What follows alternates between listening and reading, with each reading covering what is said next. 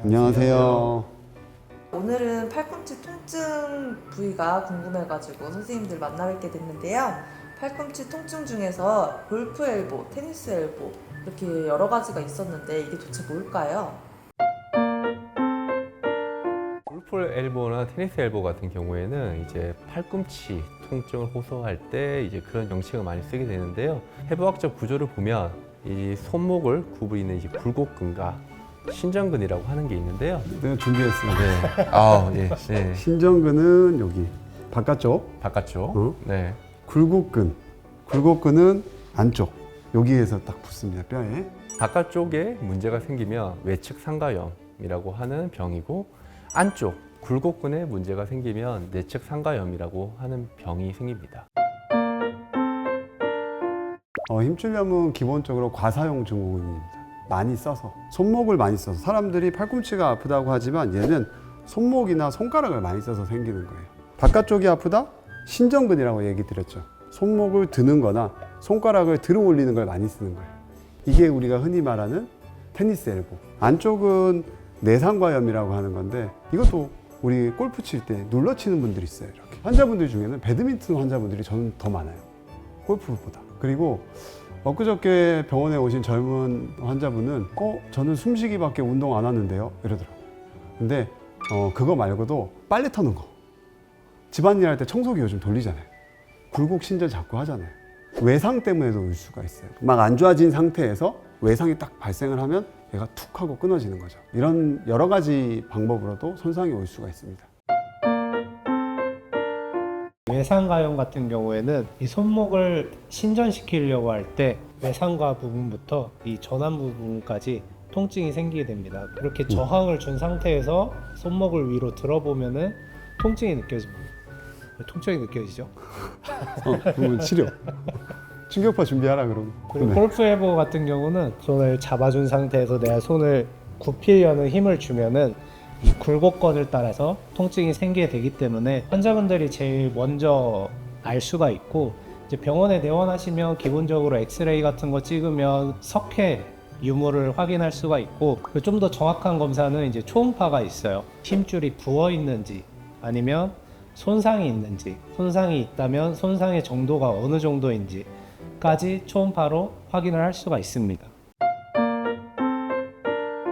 급성염증은 약을 먹거나 주사 한 방으로서 해결이 돼요. 불났으니까 불 끄면 되잖아요. 얘는 조금씩 안 좋아진 거예요. 질이 나빠진 거예요. 쉽게 말하면 나이가 좀 들은 거지. 언제든지 다시 아플 수가 있는 거죠. 급성으로 파열된 게 아니라 반복적으로 쓰다 보니까 만성적으로 파열이 되는 경우에 증상이 발생합니다.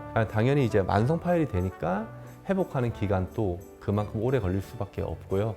보통은 이제 6개월에서 1년 정도의 시기를 잡고 치료를 하는 게 훨씬 더 좋은 결과를 가질 수가 있고요. 만성 파열이기 때문에 이 근본적으로 낫게 해야 또 재발 방지할 수 있습니다. 보통 저는 1, 2, 3단계로 나눠요. 1단계는 운동할 때 또는 직업 생활을 할 때 아픈 사람. 2단계는 좀 더 안 좋아져서 일상생활을 할 때도 아픈 사람. 3단계는 가만히 있어도 너무 아파, 잠을 못 자, 이렇게 나눠지는데 대부분 2단계로 오십니다. 그래서 2단계에 오면 논문에서 제일 좋은 치료라고 되어 있는 것은 체외 충격파예요. 충격파가 들어가서 혈액순환을 막 빠르게 만들어서 조직이 재생되게 하는 치료가 있어요. 안 좋아진 퇴행성 변화가 된 조직도 증식을 시키고, 과긴장되고 굳어진 근육, 그것도 늘려주는 효과가 있어요. 집에 가서 뭘 해야 되냐? 만약에 바깥쪽이 아프다, 외상가염이다 라고 하면 손을 대고 손목을 들어 올리면 이 근육의 주행을 느낄 수가 있거든요. 그 부분을 열심히 마사지 해주는 거예요. 여기가 늘어나야지 여기가 안 당겨지면서 안 아픈 거거든요. 손등을 눌러놓고 쭉 뻗는 거예요.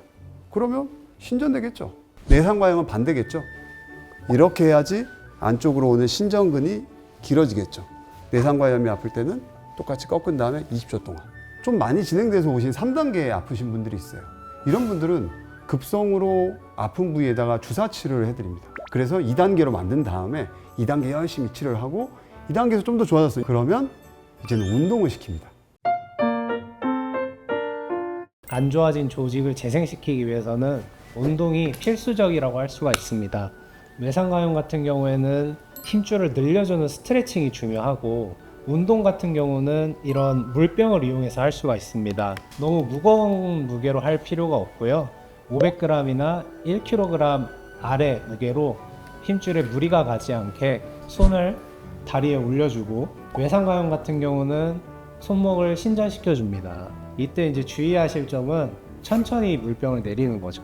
손목을 내릴 때 힘이 들어가는 이 동작에서 힘줄이 재생되는데 더 좋은 효과를 볼 수가 있습니다. 내상가용 같은 경우에는 물병을 들어 올려주는 운동을 하는데 다시 내려갈 때 천천히 내려가는 동작을 하는 거죠.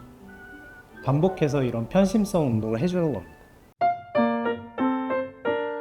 수술하는 경우는 상당히 이제 드물다고 할 수 있는데요. 만성 염증이 생긴 부위를 긁어내는 수술을 하고 치유할 수 있는 환경을 만들어 주는 거죠. 근데 수술 자체가 이제 근본적인 완치의 개념이라기보다는 주변 환경을 조금 더 좋게 만들어서 치료할 수 있게 만들어주는 중간 단계입니다.